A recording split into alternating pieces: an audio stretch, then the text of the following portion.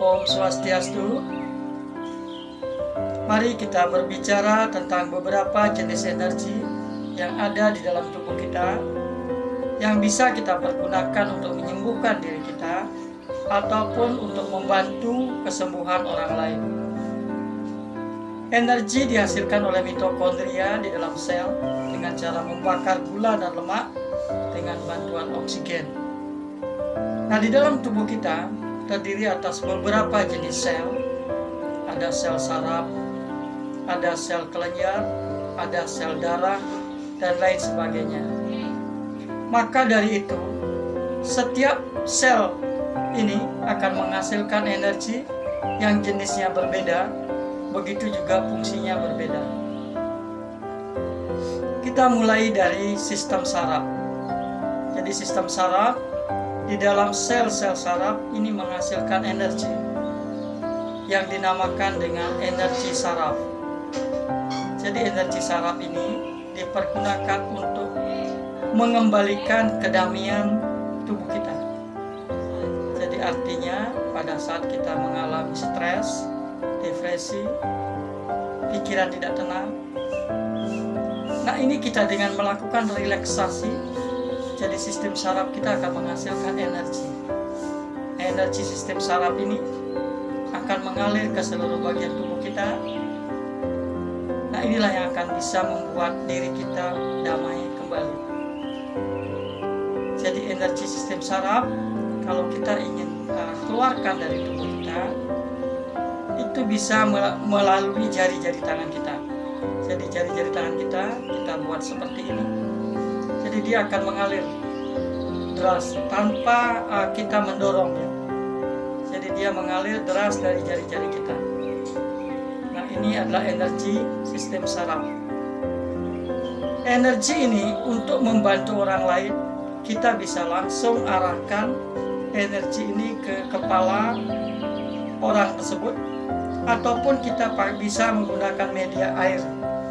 Jadi air kita taruh di atas jari-jari kita, kemudian kita rileks, kita alirkan energi sistem saraf, kemudian kita tes apakah energinya sudah cukup padat. Maka air ini bisa kita berikan kepada klien.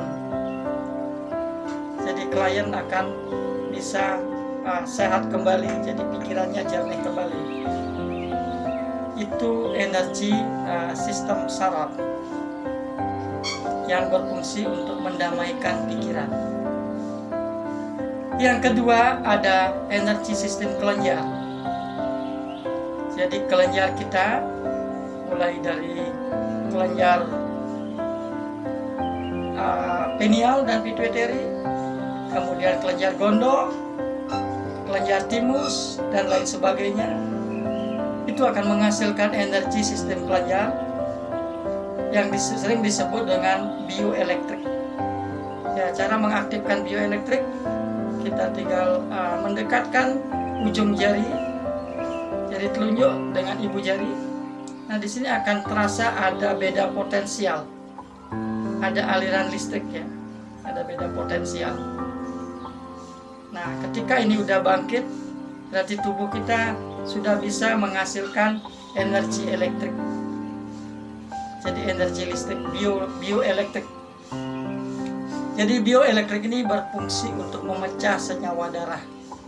Jadi ketika tubuh kita ada darah yang menggumpal, dengan sistem energi elektrik ini, itu bisa memecahkan senyawa darah kita menjadi darah kita encer kembali. Nah ini juga bisa dipakai untuk membantu orang lain. Jadi kita bangkitkan energi elektrik kita dengan ibu jari ini didekatkan. Ketika dia sudah bangkit, tangan yang satunya bisa kita arahkan ke bagian tubuh pasien. Jadi sehingga darah-darah yang menggumpal di pasien itu bisa terbantu ya, bisa diencerkan. Jadi seperti itu. Itu energi bioelektrik ya, dari sistem kelenjar kita. Kemudian sistem reproduksi kita itu sering disebut energi reproduksi atau energi kundalini. Nah ini adalah energi yang paling dahsyat ya, jadi untuk penyembuhan, jadi penyembuhan diri kita. Jadi yang pertama, energi Kundalini atau reproduksi ini itu bisa membangkitkan stem cell. Jadi stem cell itu adalah sel induk yang siap melakukan regenerasi sel. Nah, itu biasanya dia tertidur di tulang belakang kita.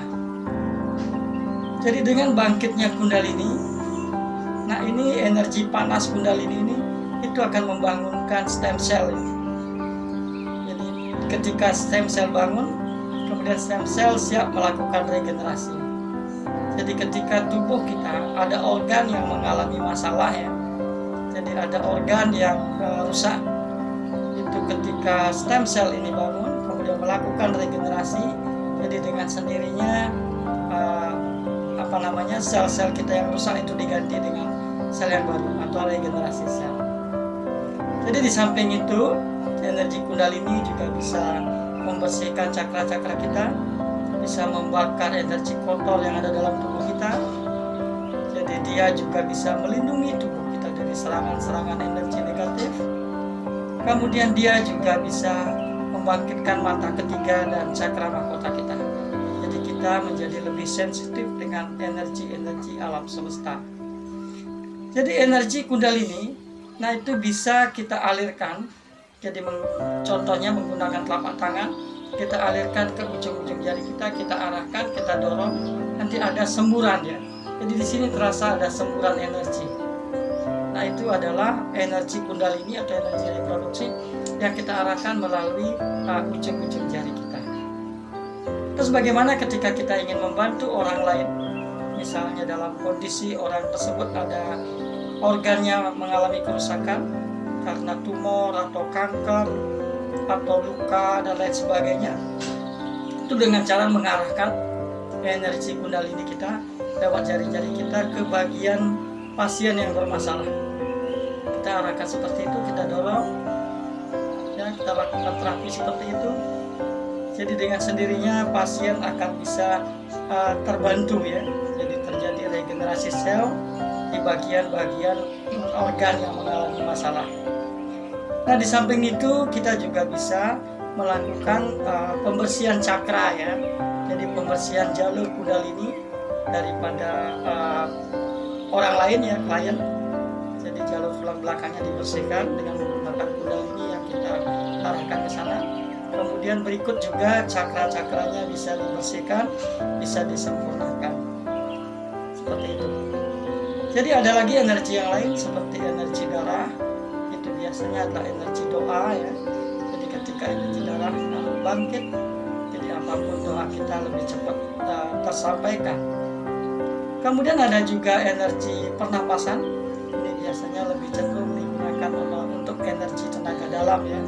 Jadi tenaga ekstra ya. Kemudian masih banyak lagi jadi sistem-sistem yang ada di dalam tubuh kita yang menghasilkan energi. Jadi pada intinya di dalam tubuh kita sudah disiapkan berbagai macam obat, tinggal bagaimana kita bisa membangkitkannya. Jadi bukan hanya untuk diri kita, kita juga bisa membantu orang lain. Oke teman-teman, mari kita coba kita bangkitkan energi yang ada dalam tubuh kita. Yang pertama tentunya untuk penyembuhan diri kita. Kemudian apabila bisa membantu orang lain, sangat alangkah baiknya.